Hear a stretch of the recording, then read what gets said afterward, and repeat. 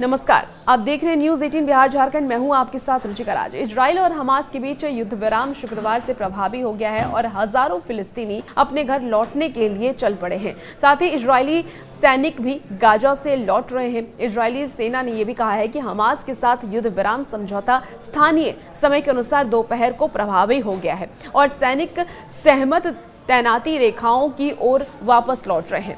वो घोषणा शुक्रवार सुबह उत्तरी गाजा में फिलिस्तीनियों के द्वारा भारी गोलीबारी की सूचना के बाद की गई। डोनाल्ड ट्रंप ने इजराइल की योजनाओं को मंजूरी दी है। प्रधानमंत्री बेंजामिन नेतन्याहू के कार्यालय ने शुक्रवार को यह कहा कि इजराइल के मंत्रिमंडल ने गाजा पट्टी में युद्ध विराम किया।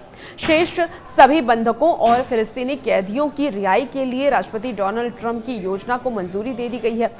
बयान में यह भी कहा गया है कि मंत्रिमंडल ने बंधकों की रिहाई के लिए समझौते की जो रूपरेखा है उसको मंजूरी दे दी है, लेकिन योजना के अन्य पहलुओं का उल्लेख नहीं किया गया जो कि अधिक विवादास्पद है। हालांकि ये मंजूरी 2 साल से चल रहे विनाशकारी युद्ध को समाप्त करने की दिशा में एक महत्वपूर्ण कदम है, लेकिन व्यापक युद्ध विराम कई योजनाओं और कई सवालों को छोड़ देती है, जिसमें कि ये भी शामिल है कि क्या और कैसे हमास निरस्त्रीकरण करेगा और गाजा पर शासन कौन करेगा।